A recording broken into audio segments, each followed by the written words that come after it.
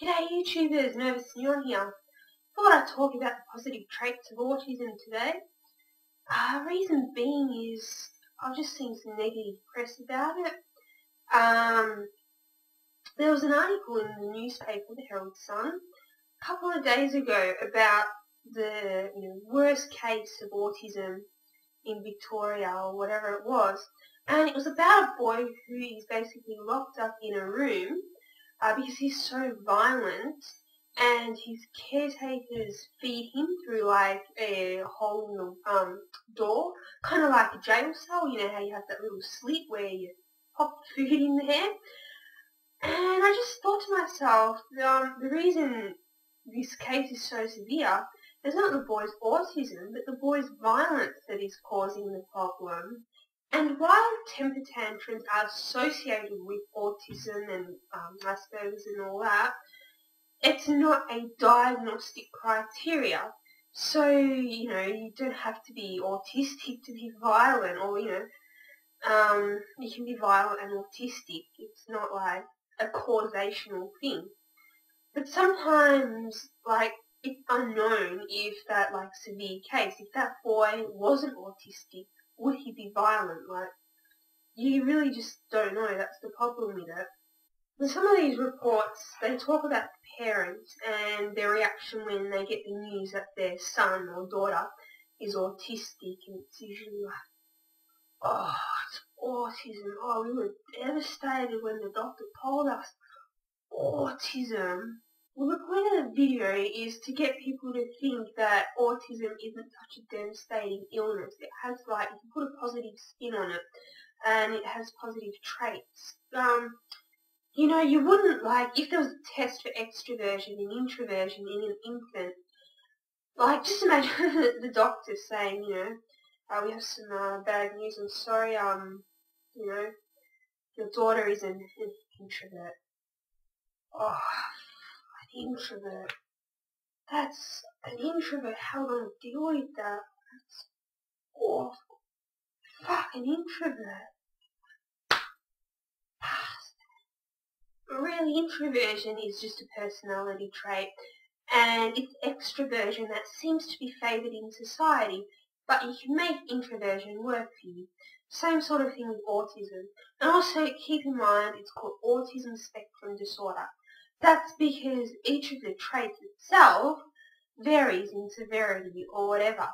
Because, when you get told the news that your kid is autistic, or later on that they have Asperger's, or Asperger's, whatever, they're affected differently. They can make it work for them, or it could just turn into a complete disaster. They might be, completely slow on the uptake, not understand any body language whatsoever, and people can lie to the autistic person and they won't get it whatsoever. They'll have a temper tantrum at every, irritating feeling or sensory problem. They will scream and whatever, or you can have some professor on a lectern talking away, educating everybody. Yep, autism's a spectrum. And also with this list of positive traits, neurotypicals also have them, introverts have them, not every, Asperger's person has any psychiatric illness symptom is basically an amplification of a normal trait. For example, anxiety disorder. It's normal to be anxious, but not in copious amounts that it, disrupts your function. Same with depression. It's fine to be sad, but not all the time. Okay, so the first symptom, trait, whatever you like to call it, is the need to stick to routine. You might have seen it. Autistic kids they know what they're doing and each time of the day. And if the parents decide to change it, well, a temper tantrum ensues. Well, you can make this work for you because it depends, on your job. You can stick to a routine in your day, and you can have a job where you just do the same thing every single day, over and over again. A neurotypical person or an extrovert, whatever, will get bored as fuck, But the autistic person, I love this, more of this kind of work. because their routines are being interrupted. And this trait only works for certain types of jobs. Some jobs, the ability to stick to a routine is what's preferred. For example, things like science experiments, even like packing shelves or something people find boring, like data entry. Perfect for the autistic person. Neurotypical gets bored super fast. But of course there's jobs which are constantly changing and require top flexibility, which probably wouldn't be recommended. Next on the list is, what do they call it? Restricted patterns of interest. I think that's what they call it in the DSM, which is basically, usually an aspie, has an obsession with a topic, and they'll go on and on and on and on about it. For example, I'm obsessed with neuroscience, and then the obsession gets into fear deeper than the amygdala. That doesn't really go down well in social situations, really. Like, people can make a joke out of it. Like, people that know me personally probably know about me and the amygdala, or me and neurons at least. Like, it's like people see me and like neurons, yeah. But people just don't want to hear about people like me go on and on and on. Oh my god, neurons. They want to know like what he said and what she said. But in a job, especially like academia, this is exactly the trait you want. You want people to be obsessed with something, so they'll research that fuck out of it and they'll yak on about it. That's what you need. And of course it depends what your interest is. Neuroscience, I've made that work for me, but something like an obsession with glasses and cups.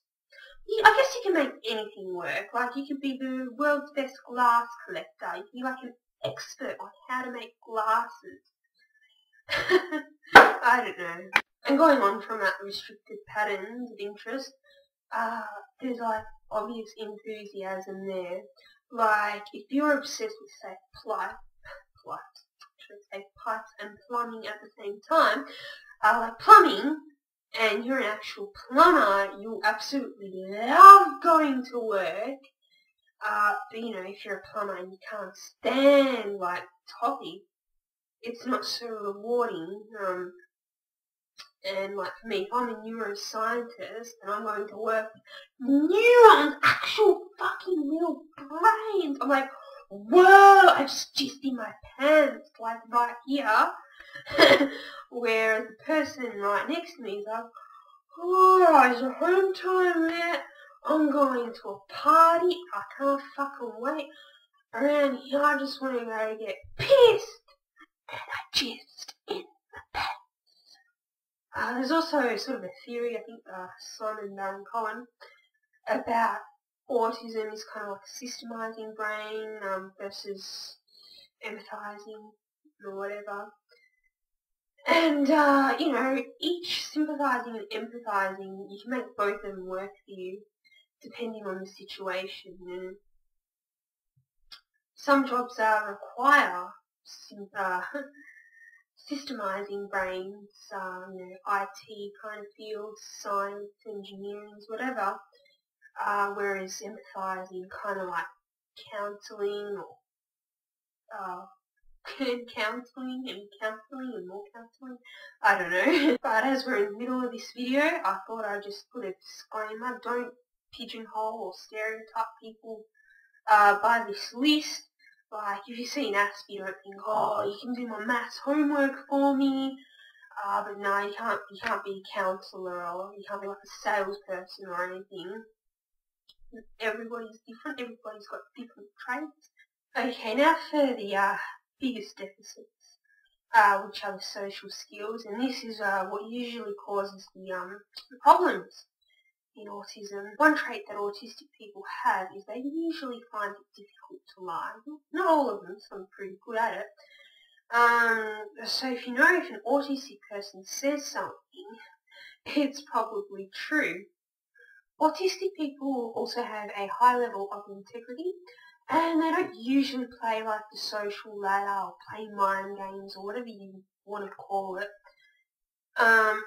For example, like in the workplace, you often have like all this gossiping and bullshitting and drama or whatever.